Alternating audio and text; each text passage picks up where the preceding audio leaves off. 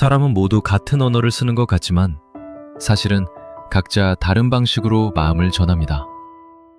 어떤 사람은 말을 아끼고 어떤 사람은 끝내 말하지 못한 채로 남디죠.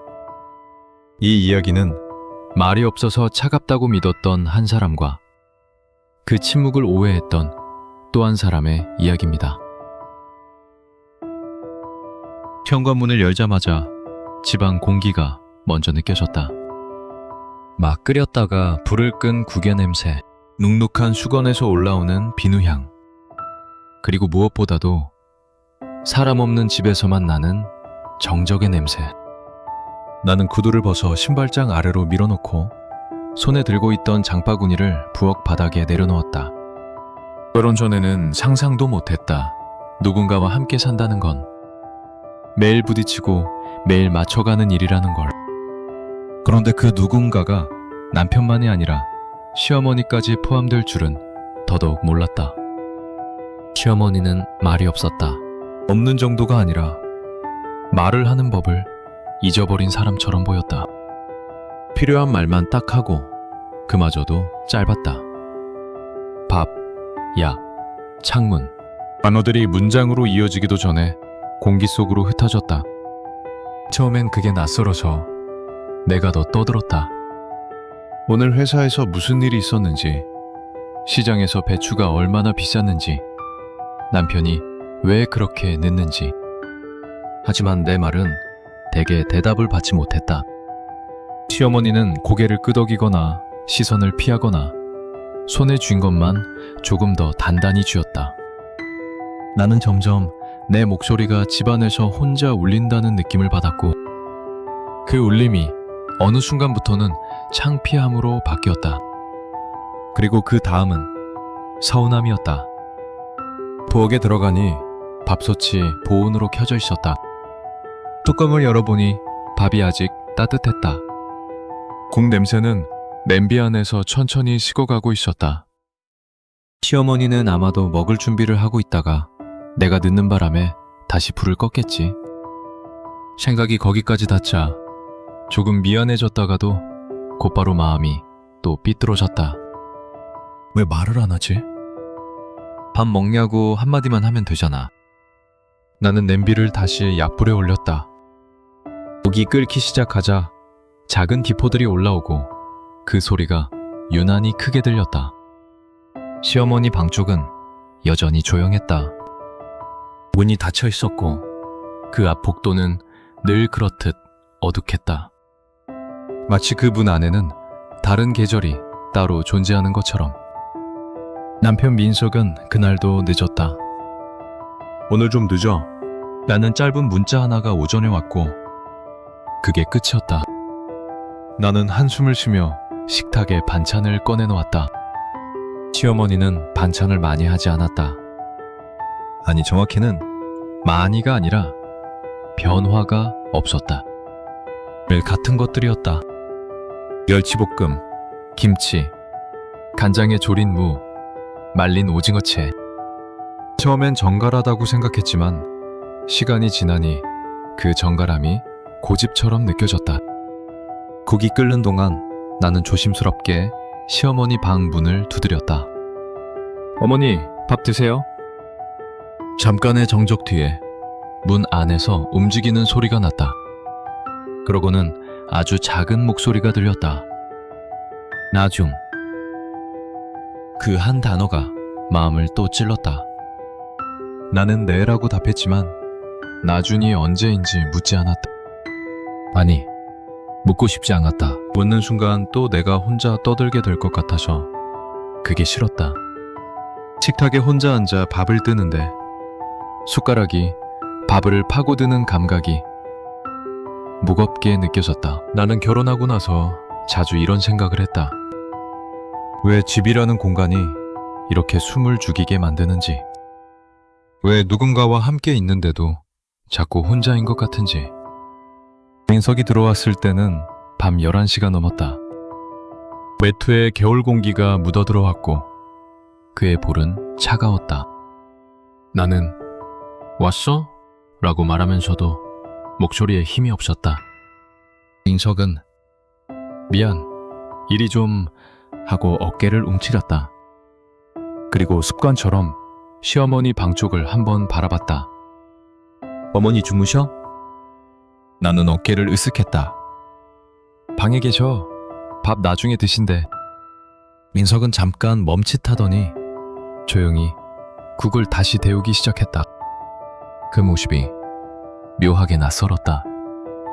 그는 결혼 전엔 집안일이라고는 젓가락도 제대로 안 챙기던 사람이었다. 그런데 요즘은 시어머니 앞에서는 특히 조심스러웠다. 말투도, 발걸음도, 그를 부딪히는 소리도. 당신, 어머니랑 좀 얘기해봐. 내 말은 부드럽게 나오지 않았다. 피곤이 묻어 있었다. 나만 이렇게 눈치 보는 것 같아. 많은 며느리니까 참고. 근데 어머니는 뭐랄까, 날 싫어하시는 건지 그냥 관심이 없는 건지 모르겠어. 민석은 국자를 들고 있다가 손을 멈췄다. 싫어하시는 거 아냐? 그럼 왜 말을 안 해? 원래 말이 없으셔. 그럼 결혼 전에도 그랬어? 민석의 대답은 늘 짧았다. 마치 그도 그 침묵의 규칙에 적응한 사람처럼. 그날 밤 나는 잠이 잘 오지 않았다. 시어머니가 방에서 나오는 소리를 들었다. 슬리퍼가 바닥을 끌며 지나가고 부엌에서 냉장고 문이 열렸다 닫히는 소리, 그릇이 부딪히는 소리. 나는 이불을 뒤집어 쓰고 일부러 숨을 죽였다. 나가서 어머니, 제가 데워드릴까요? 라고 물으면 좋겠다는 생각이 들면서도 몸이 움직이지 않았다. 대신 마음속에서 다른 말이 올라왔다.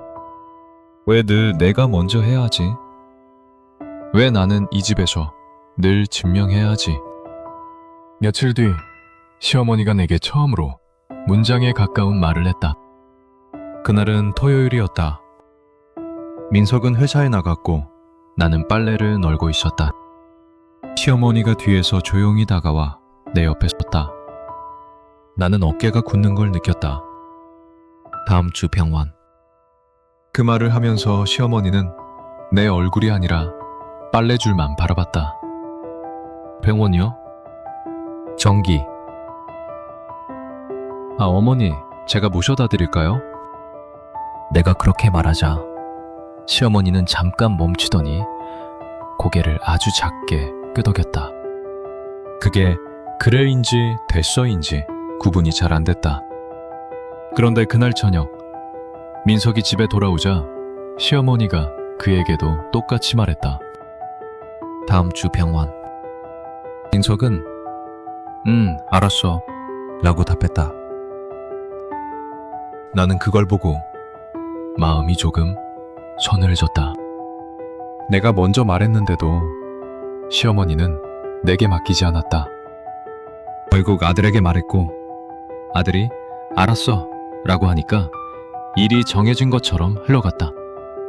별것 아닌데 사소한데 그런 것들이 자꾸 쌓였다. 그리고 쌓인 것들은 어느 순간 내 안에서 딱딱하게 굳었다. 병원 가는 날 시어머니는 검은 코트를 입고 나왔다. 머리는 단정하게 묶여 있었고 손에는 오래된 천 가방이 들려 있었다. 나는 어머니 착히요 하며 현관에서 기다렸고 시어머님은 신발을 신는 동안 한 번도 내 얼굴을 보지 않았다. 차 안에서 라디오는 켜지지 않았다. 나는 일부러 이야깃거리를 찾았다. 어머니, 요즘 무릎은 좀 어떠세요? 시어머니는 창밖을 보며 말했다. 괜찮. 그 한마디로 대화는 끝났다. 나는 핸들을 쥔 손에 힘이 들어갔다. 차창 밖으로 나뭇가지들이 빠르게 지나가는데 마치 내 마음도 같이 닳아 없어지는 것 같았다. 병원은 생각보다 오래 걸렸다. 접수, 배기, 검사, 다시 대기. 시어머니는 의자에 앉아 가방을 무릎 위에 올려놓고 두 손으로 꼭 잡고 있었다. 나는 옆에서 휴대폰을 만지작거리다가 가끔 시어머니 쪽을 슬쩍 봤다. 그녀는 사람들 사이에 앉아 있는데도 혼자였다. 그게 이상하게도 낯익었다. 내가 이 집에서 느끼는 감정과 닮아 있었다. 검사가 끝나고 진료실 문이 열렸을 때 의사가 시어머니에게 말했다. 다음엔 보호자분이 같이 오시면 좋겠어요. 설명드릴 게 좀 있어서요. 시어머니는 그 말에 잠깐 시선을 내게 돌렸다. 그 짧은 순간 그녀의 눈이 흔들리는 걸 봤다. 아주 잠깐이었다. 하지만 나는 그 흔들림을 보고도 다른 방향으로 해석해버렸다. 봐, 결국 아들이 필요하다는 거지. 그 생각이 내 마음을 더 굳게 만들었다. 집에 돌아오는 길, 시어머니가 갑자기 말했다. 민석이 바쁘지? 나는 바로 대답하지 못했다. 그 말이 무슨 뜻인지, 어디까지 이어질 말인지 몰라서 시어머니는 내 대답을 기다리지 않았다. 그냥 창밖을 보며 작게 한숨을 쉬었다.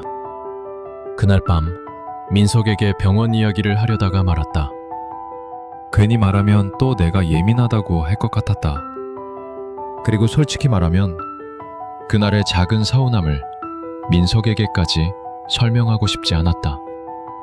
설명하는 순간 내가 너무 작은 것에 집착하는 사람처럼 느껴질 것 같아서. 며칠이 지나고 시어머니는 더 조용해졌다. 아침에도 점심에도 저녁에도 반찬은 그대로였고 집안의 공기 역시 그대로였다. 나는 그 정적에 조금씩 익숙해졌고 익숙해질수록 마음 한쪽이 무뎌졌다. 무뎌짐은 편했다.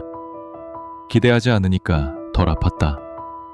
그러던 어느 날 퇴근하고 돌아온 나는 식탁 위에서 작은 종이 한 장을 발견했다. 흰 종이에 삐뚤삐뚤한 글씨로 짧게 적혀 있었다. 매일 아침 잠깐 부탁. 나는 그 종이를 들고 한참 바라봤다. 시어머니가 내게 부탁이라는 단어를 쓴 적이 있었나? 그 단어가 종이 위에서 이상하게 낯설고 또 무겁게 보였다. 마치 아주 오래 참아온 사람만이 겨우 꺼낼 수 있는 말처럼. 나는 종이를 다시 식탁 위에 내려놓고 시어머니 방 쪽을 바라봤다. 문은 닫혀 있었고 그 틈새로 빛은 새어나오지 않았다. 하지만 그날은 이상하게도 그 문이 처음으로 벽이 아니라 무언가를 품고 있는 공간처럼 느껴졌다. 나는 숨을 한번 고르고 조용히 주방 불을 껐다. 매일 아침 그 부탁이 무엇이든 들어야 한다는 생각이 들었다. 그리고 그 순간만큼은 내가 먼저 말해야 한다는 것도 알고 있었다. 다만 그게 어떤 마음을 꺼내게 될지 아직은 알지 못했다.